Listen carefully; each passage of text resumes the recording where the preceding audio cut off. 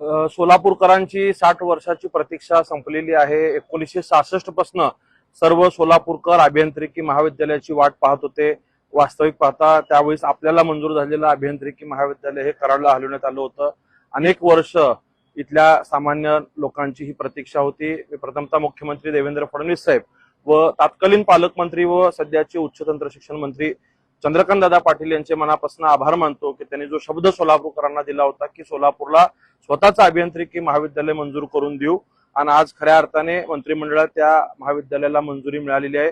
Latur pattern प्रमाणेच यंदाच्या वर्षी 3 विषयांचं या ठिकाणी सुरुवात होतोय आणि विशेष करून मुख्यमंत्री देवेंद्र फडणवीस साहेबांची स्पष्ट सूचना होती की सोलापूरकरात मध्ये मोठ्या प्रमाणात कामगार वर्ग आणि कष्टकरी वर्ग असल्यामुळं तंत्रनिकेतन विद्यालय सुरू ठेवूनच या महाविद्यालय या ठिकाणी मंजुरी देण्यात यावी, आणि त्याच अनुषंगाने सोलापूरच्या सध्या चालू असलेल्या तंत्रनिकेतनच्या जागेत जी 34 एकर जागा आहे त्या ठिकाणी ह्या अभियांत्रिकी महाविद्यालयाला मंजुरी मिळाली आहे। सोलापूरचे विद्यमान पालकमंत्री आदरणीय जयकुमार गोरेभाऊ सुद्धा सातत्याने यासाठी पाठपुरावा करत होते। अनेक वेळा मी देखील अधिवेशनात याबाबत बोललोय। मुख्यमंत्री साहेबांनी कार्यवाही करण्याचे आदेश प्रधान सचिवांना दिले होते। कालच्याच अधिवेशनामध्ये चंद्रकांत दादांनी सुद्धा त्याबाबतचे भूमिका स्वतः मुख्यमंत्री महोदयांनी अधिवेशनात सांगितलं होतं की याच वर्षी आम्ही सोलापूरचं हे कॉलेज सुरू करू। अगदी मागच्या आठवड्यात सोलापूरला कृतज्ञता मेळाव्याला आल्यानंतरही साहेबांनी शब्द दिला होता। शब्दपूर्ती करणारा एक आश्वासक नेतृत्व जे महाराष्ट्राला लाभलेलं आहे यासाठी मी देवेंद्र फडणवीस साहेबांचा आभार मानतो की हे काही छोटं काम नाही, फार मोठं आहे। म्हणजे जवळपास 60 वर्ष आम्हाला यासाठी प्रतीक्षा करावी लागली आणि अनेक पिढ्यांचा आशीर्वाद मला वाटतं मुख्यमंत्री देवेंद्र फडणवीस साहेबांना या माध्यमातून लाभणार आहे। कष्टकरी कामगार वर्गांचे पाल्य आता चांगलं मोठं इंजिनिअरिंगचं शिक्षण सोलापूर शहरात घेऊ शकणार। नसरापूर घटनेचा प्रथमतः आपण सगळ्यांनी निषेध केलेला आहे। स्वतः राज्याचे मुख्यमंत्री फडणवीस साहेबांनी याबाबत संवेदनशीलपणे भूमिका मांडलेली आहे। फास्ट ट्रॅक पद्धतीने हा विषय चालवून त्या ठिकाणी आरोपीला कठोर शिक्षा देण्याचा प्रयत्न सरकार करण्यास असं सांगितलंय। आपलं राष्ट्र आपलं राज्य हे डॉक्टर बाबासाहेबांनी दिलेल्या घटनेच्या संविधानावरती चालतो। संविधानाच्या म्हणजे कायद्याच्या चौकटीत राहून अगदी जलद पद्धतीने आरोपीला शिक्षा देण्यासाठीची भूमिका मुख्यमंत्री साहेबांनी यापूर्वीच मांडलेली आहे। मला कुठेतरी प्रणिती शिंदे आदरणीय प्रणितीताईंची क्यू येते त्यांच्या बुद्धिमत्तेची। त्या आमदारच्या खासदार झाल्या, त्यांची राजकीय वाढ झाली परंतु बुद्धीची वाढ कुठेतरी होताना दिसत नाहीये।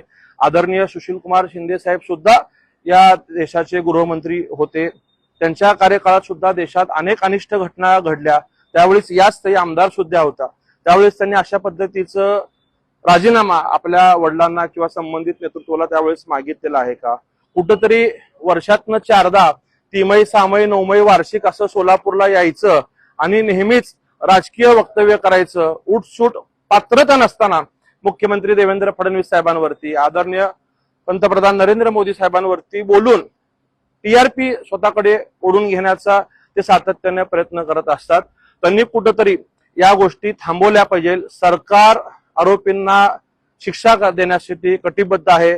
आपण सगळ्यांनी पाहिलेलं आहे की ज्या वेळेसपासून मोदीजींचं राज्य या देशात आलं, ज्या ज्या ठिकाणी अशा घटना घडल्या असतील क्रूरतेच्या, त्या ठिकाणी सरकारने कायद्याच्या चौकटीत राहून त्यातनं असलेल्या संधीतनं आरोपींना शिक्षा देण्याची जलद प्रतिक्रिया केलेली आहे। आणि स्वतः मुख्यमंत्री साहेब आश्वासक असताना कुठेतरी त्या भूमिका ठेवायचं आले की प्रत्येक वेळेस पत्रकारांचा बूम कुठेतरी त्यांना मला वाटतं जास्त प्रिय आहे आणि ते समोर घ्यायचं आणि अधिक काहीतरी टोकाचं बोलायचं।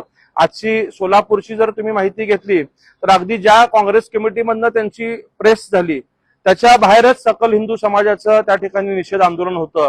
तुम्हाला जर त्या पीडित कुटुंबियाबद्दल संवेदना असतील, भावना असतील तर तुम्ही त्या ठिकाणी उपस्थित राहणं अपेक्षित होतं, तुमच्या भावना त्या ठिकाणी नोंदवणं अपेक्षित होतं। परंतु तुम्हाला कुठेतरी सकल हिंदू समाजाची अलर्जी आहे म्हणून तुम्ही जाणीवपूर्वक त्या ठिकाणी जाण्याचं टाळलं आणि केवळ मीडिया समोर भाष्य आपण केलेलं आहे। वास्तविकता मी प्रणितीताईंना पुन्हा एकदा विनंती करेन की लोकांनी तुम्हाला खासदार म्हणून काम करण्याची संधी दिल्यानंतर तुम्ही सोलापूरच्या विकासासाठी काम करा। सातत्याने राजकारण करायचं, विकासावरनं राजकारण करायचं। एकीकडे म्हणायचं की हे सरकार आम्हाला निधी देत नाही आणि दुसऱ्या आमदारांनी मग ते सुभाष बापू देशमुख असतील, सचिन कल्याण शेट्टी साहेब असतील, यांना भाजप सरकारकडनं मिळालेल्या निधीचं श्रेय घ्यायचं। त्यांना एक घाणेरडी सवय की मंजूर होणाऱ्या योजनेचं पत्र तयार करायचं, मंत्र्यांना भेटायचं, फोटो घ्यायचा आणि ते मीच केलं म्हणून सांगायचं। जर तुमची ही भूमिका सत्याची असेल तर तुम्ही दुसरी बाजू पण म्हणजे विमान सेवा झाल्यानंतर तुम्ही आभार मानायला केंद्रीय मंत्र्यांकडे गेलात का?